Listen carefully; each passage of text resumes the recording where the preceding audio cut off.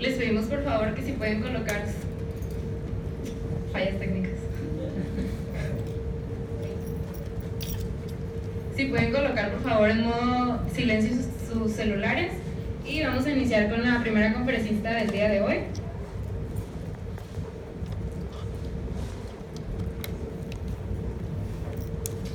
Se las voy a presentar. Es la licenciada Brenda Solem Torres Luna. Ella es licenciada en Psicología por la FES Iztacala UNAM 2009. Laboró en el área de recursos humanos como gerente del área de reclutamiento y selección en una consultoría. Actualmente es estudiante de posgrado en Psicología con residencia en Gestión Organizacional de la UNAM, donde ha implementado proyectos de intervención individual en las organizaciones, desarrollo de escala psicométrica y procesos de reclutamiento y selección. Dámosle un fuerte aplauso para...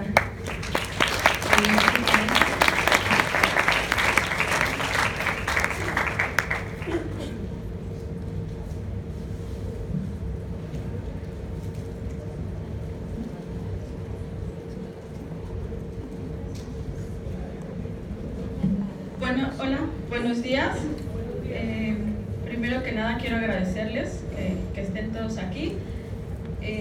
Pues yo les voy a platicar un poco acerca de uno de los trabajos que realizamos en la residencia. Este trabajo corresponde al segundo semestre, es una práctica en un escenario real, bueno, dentro de una organización. El trabajo que yo realicé en este semestre fue el desarrollo y confiabilidad y validez de una escala de tolerancia a la frustración. Este trabajo se generó porque una organización, una empresa de seguridad privada contactó al programa de posgrado. El posgrado ya canalizó la empresa con la residencia. Entonces, bueno, nos buscaron y nos platicaron un poco acerca de lo que ellos estaban necesitando.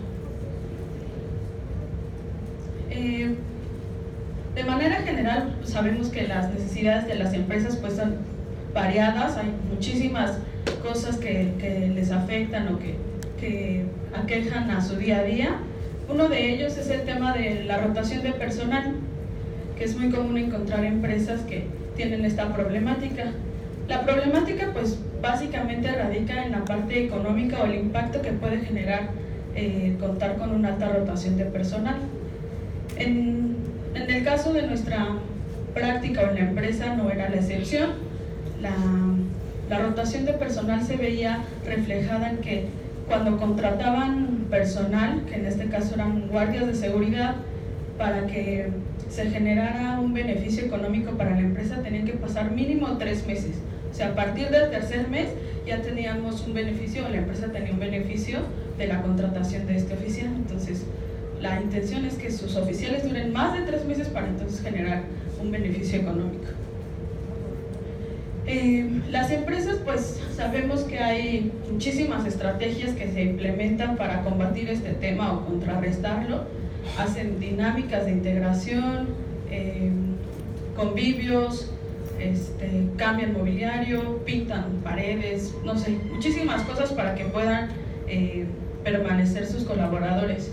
Y en este caso pues no era la excepción. La empresa, creo que ya les habíamos platicado un poco en otras exposiciones, lo que hacían pues eran dinámicas muy enfocadas al contexto familiar. Por ejemplo, una vez al mes le daban un sueldo del oficial a las esposas, o convivios para la familia, etcétera. Muchas dinámicas intentando que pudiera impactar en el gusto del colaborador y que se quedaran dentro de la empresa por más tiempo. Pero bueno, son muchísimas las técnicas y dinámicas que podemos encontrar en el mercado. Lo importante aquí pues es como regresarnos o saber los puntos medulares en los cuales podemos contrarrestar estos temas. Y nosotros nos enfocamos en la parte de reclutamiento y selección del personal. En este contexto, en la organización, el reclutamiento y selección de personal lo llevaban a cabo de una manera mucho más administrativa. ¿Esto qué quiere decir? Cumplían una serie de pasos en los cuales cada uno de los procesos que llevaban a cabo los metían únicamente a expedientes. Por ejemplo, el aplicar una evaluación psicométrica, una proyectiva, no generando o dándole un peso o valor a ese proceso dentro del reclutamiento. Entonces únicamente lo metían en expediente y ya, hasta ahí se limitaba. Esto es consecuencia mucho de la parte de rotación, ¿no? Lo que intentamos es cubrir y no importa a lo mejor si se va a ir o no, lo estamos haciendo bien. Entonces, bueno, este contexto nos brindó el panorama para poder hacer una intervención desde cero, o sea, ir revisando cada uno de los aspectos que integraban su proceso de reclutamiento, que bueno, en general también mis compañeros les van a platicar otros temas que se abordaron. En la parte de reclutamiento, creo que nuestros principales aliados como psicólogos tenemos la parte de entrevistas y las evaluaciones psicométricas. Son las herramientas que nos van a poder brindar toda la información para poder hacer un proceso de reclutamiento mucho más eficaz y sobre todo que cubra las necesidades de la empresa, que ese es uno de los objetivos. El proceso de reclutamiento tiene que estar ad hoc con lo que la empresa está buscando o necesitando. Entonces, evaluaciones psicométricas es una de nuestras principales herramientas que podemos tener como psicólogos. ¿Pero qué hacen las evaluaciones psicométricas o para qué las utilizamos? Pues básicamente es para evaluar habilidades, competencias o características. Muchas veces podemos encontrar en las publicaciones que sus requisitos para la contratación de ciertos puestos, adicional al conocimiento técnico, encontramos como esta serie de características, ¿no? Que cuente con liderazgo, que trabaje en equipo, etc. Pero bueno, estas características las evaluamos a través de nuestras pruebas psicométricas o escalas. Sabemos, y no sé si ya tengan alguna experiencia en esta parte del campo, que podemos encontrar de manera muy común ya esta segmentación de ¿quieres evaluar inteligencia? Pues utiliza Terapet o de cajón Cleaver para comportamiento, o bueno, si vas a reclutar personal de venta, pues te encuentras con IPB, personalidad 16PF. Les puedo asegurar que estas evaluaciones las encuentran en cualquier empresa y yo, bueno, con los años que tengo de experiencia, también casi estoy segura que muchos candidatos ya se saben las preguntas, porque es muy común encontrarlas. Y no solo eso, cuando buscan proveedores de pruebas, también son las pruebas que incluyen dentro de sus paquetes, entonces es muy común encontrarlas. Y bueno, aquí tenemos lo que les comentaba, la parte de las pruebas automatizadas. Las pruebas automatizadas, pues, son una herramienta que puede ser o no eficaz. Esto es porque, bueno, sí tienen beneficios, facilitan la aplicación, te dan reportes amigables o entendibles que puedes presentar de manera inmediata, a veces son relativamente económicas, o bien se pueden aplicar a gran escala, puedes mandarlos por correo y las realizan los candidatos, entonces eso facilita.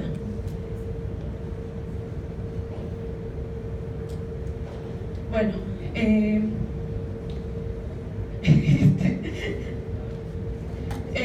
y bueno, también aquí quería comentarles que dentro de estos beneficios pues también hay unas desventajas. Las desventajas principales es que no necesariamente por tener estas virtudes van a cubrir las necesidades de la empresa. ¿Qué quiere decir?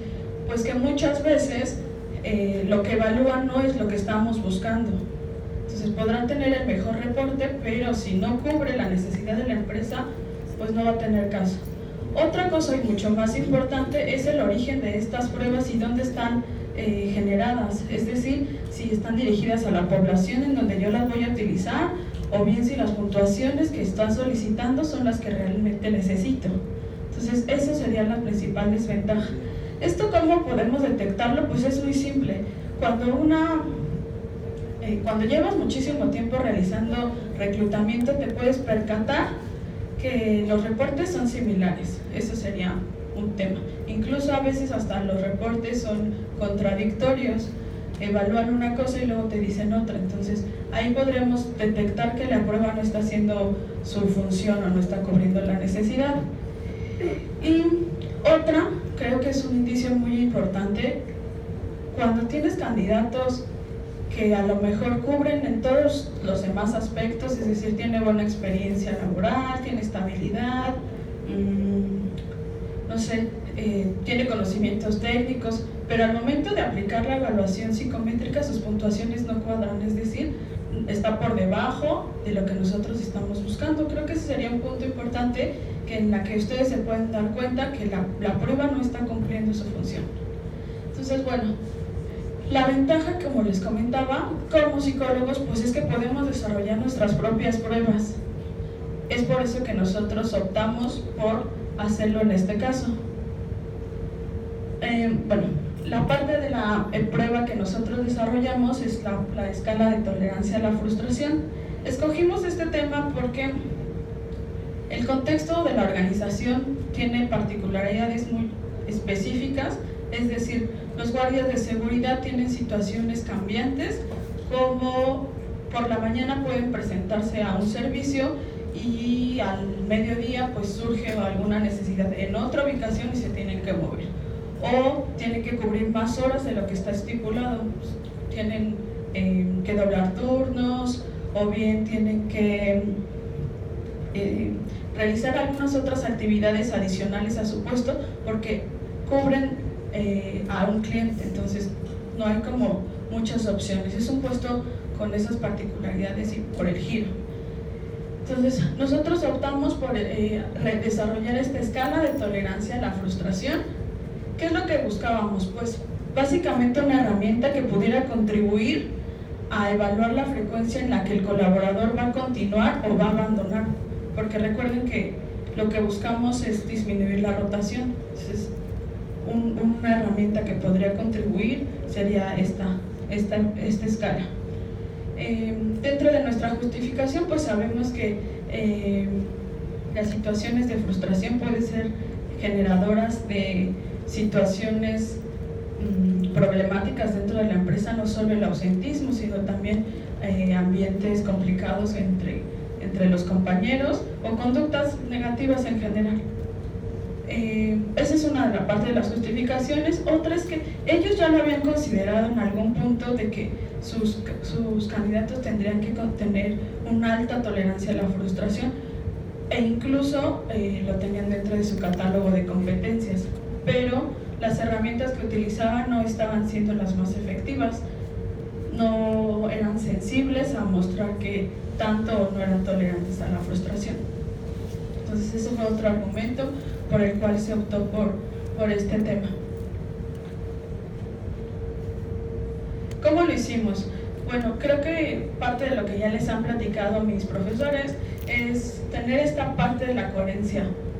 Sea la postura que tengan, lo importante es saber de dónde partimos y cómo lo vamos a ir llevando. Entonces, para la generación de una escala, pues lo primero que hicimos fue ubicar un modelo teórico.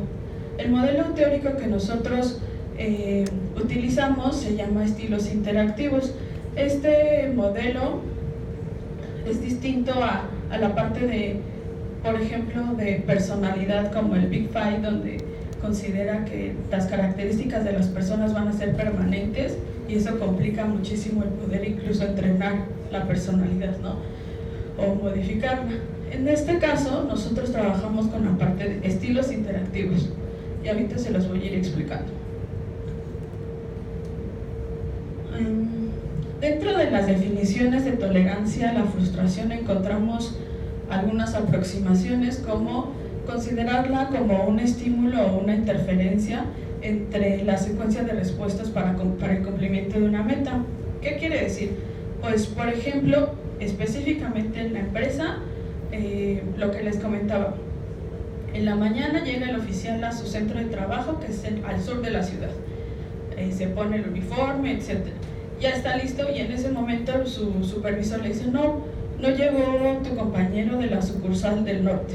Entonces en ese momento tiene que irse al norte de la ciudad, pero también tiene que cumplir con ciertas características o requerimientos que ya se le han sido asignados por la tarea que tiene, o por supuesto.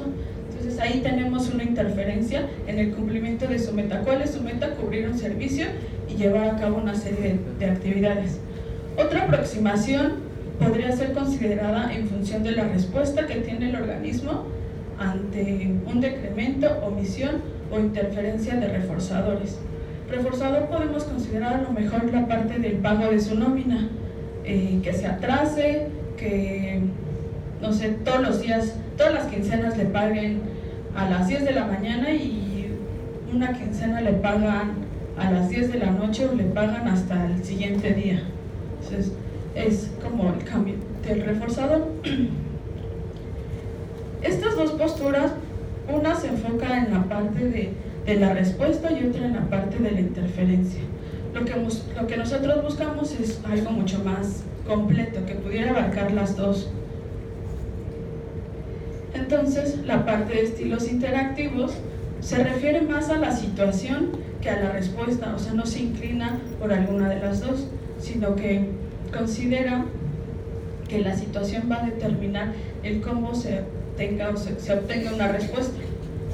Entonces, bueno, les voy a leer un poco acerca de la definición. Situación específica en donde una persona desarrolla alguna actividad y de manera no advertida lo que obtiene como consecuencia es menor de lo esperado, se demora, no se otorga o se retira sin razón, y esto a su vez pues le impide desarrollar la conducta. Entonces, como ven, esta definición es mucho más amplia y empata muchísimo con el contexto de la organización donde se estuvo trabajando. Después de ubicar el modelo teórico que sigue, bueno, ya tenemos nuestro marco de referencia. Ahora lo que resta, pues, la elaboración de ítems, redactar los ítems de acuerdo al modelo teórico que escogimos. Nosotros en este caso trabajamos con el desarrollo de 39 ítems que obedecían a unas dimensiones de acuerdo al modelo teórico. Este modelo es bastante complejo, pero bueno, voy a tratar de resumirlo lo más posible. Tenemos 7 dimensiones. Aquí en la primera, esta fue la inicial, o sea, se incluyó. Sin embargo, dentro del proceso y la revisión la eliminamos porque cuando se redactaron los ítems no cubrían las características. Entonces, bueno, sin embargo se las dejé para partimos, ¿no? De eso, es parte del proceso del desarrollo de una escala. No todo es tan lineal, sino que hay variaciones. También, por cada dimensión se redactaron mínimo 5 ítems. Esto es con la intención de que al momento de hacer el análisis estadístico no nos quedáramos sin ítems, y bien por el tema de cumplir con ciertos criterios estadísticos. Entonces, bueno, de ahí partimos. 39 ítems con 6 dimensiones. Más o menos, no les quise leer todas las dimensiones, pero quiero compartirles 2 ejemplos. En la dimensión de demora no señalada de consecuencia, tenemos ítems como de este tipo: sigo trabajando aunque no sepa cuándo vendrán los resultados, o pérdida no señalada de consecuencias, continúo trabajando aun cuando me retiraron alguna de mis prestaciones. Ahora bien, ¿cómo quedó el instrumento para esta parte? 2 secciones, una sección de datos sociodemográficos. Esto fue una atención también de la organización, porque querían aprovechar la aplicación de la prueba y obtener datos para ellos. Entonces hizo que el instrumento se hiciera un poco más amplio. Pero en la parte de los reactivos tenemos los 39 y estaban redactados en la escala tipo Likert con 5 opciones de respuesta que van de nunca a siempre.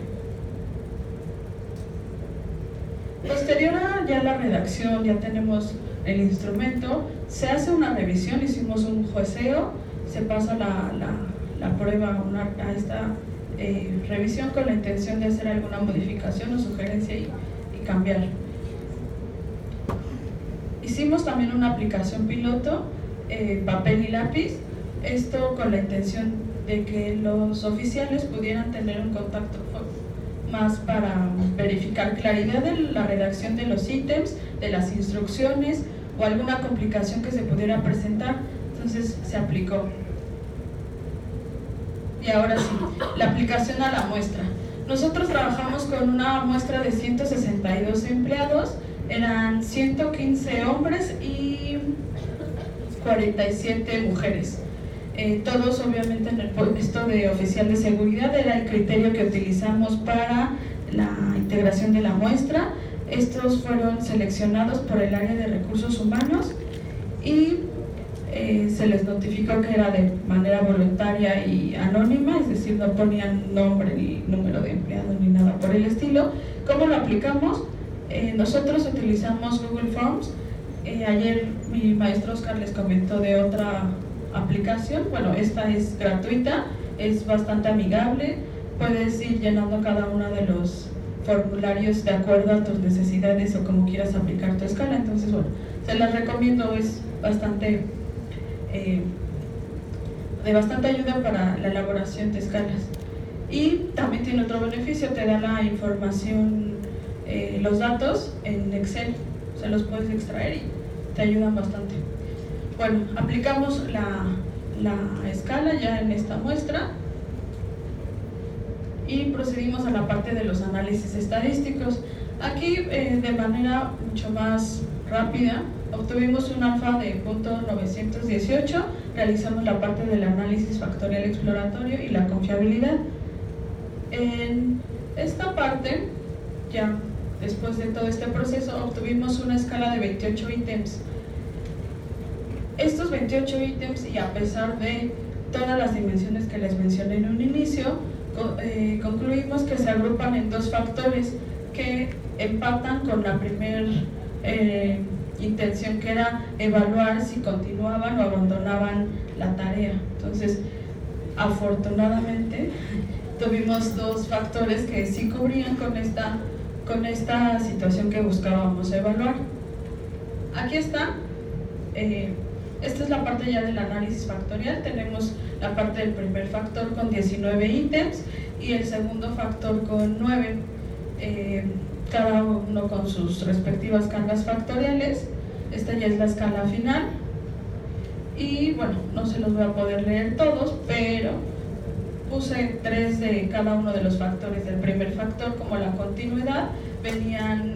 Vienen ítems más o menos como: continúo trabajando a pesar de que tengan una mala relación con quien evalúa mi desempeño. Y en la parte de abandono, abandono inmediatamente las actividades que realizo si comienzan a complicarse. Entonces, así es como van redactados cada uno de los ítems de cada factor. Pero bueno, podríamos haber presentado solo la escala y aquí está, ¿no? Pero pues al final seguíamos sin cubrir totalmente la necesidad de la empresa. Entonces, lo que hicimos fue ya presentarles cómo podrían aplicarla, pero qué iban a obtener después de aplicarla. Se diseñó un archivo en Excel que es bastante amigable, en el cual se genera un radial. Aquí en el radial tenemos la puntuación deseada y la puntuación obtenida por parte del que realice la escala. Entonces, súper visual y fácil de aplicar en cuestión de los resultados. Solo integras las puntuaciones y te va a arrojar lo que se obtiene del candidato. Aquí me gustaría compartirles que es importante que la escala que diseñen o que tengan cubra con las necesidades en función de la población. De la población, en este caso es de la empresa. O sea, la puntuación que se obtuvo aquí fue un promedio de lo que se realizó de la muestra, no es una puntuación que nosotros quisiéramos imponer de manera incluso soñadora, sino es real. O sea, esta puntuación es real y vamos a pedir candidatos que cubran esto porque es lo que está dentro del giro y dentro de la población en la que estamos evaluando. Y eso es uno de los puntos que muchas veces cuando aplicamos evaluaciones en baterías o software no consideramos, que muchas veces por eso no nos sirven. O sea, tenemos puntuaciones elevadas y el candidato sale debajo de, y entonces lo desechamos. Pues sí, porque tal vez donde generaron esa evaluación o esa escala, pues no consideraron las características de la población. Entonces, Esta escala pues es en virtud de eso, de que la población que se utilizó son oficiales de seguridad y adicional son situaciones que viven día con día, que también es otro punto que podemos encontrar en algunas escalas. Preguntas que ni siquiera están relacionados con el contexto ni con la población. Ha habido escalas donde hay preguntas que tienen un significado aquí, o utilizamos mucho escalas de España y esas palabras ni siquiera las ubicamos aquí. Entonces imagínense cómo podemos confiar de nuestra principal herramienta como reclutadores para tomar una decisión. Y eso también sería parte de mi conclusión. El tener una escala nos va a brindar la opción de tomar una buena decisión para la empresa. Entonces, consideren que estas herramientas tienen que ser efectivas, si no, no van a generar ningún impacto en su trabajo. Dentro de las sugerencias, pues lo que buscamos también es que la escala no solamente se ocupe para reclutamiento, sino para diseñar programas de capacitación en algún punto, y que no solamente pueda ser para oficiales, sino para sus jefes directos que viven situaciones similares o supervisores.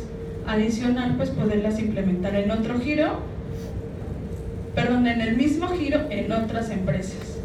Y pues bueno, eso sería todo, es parte de lo que se realizó en una de las prácticas de la residencia. Gracias.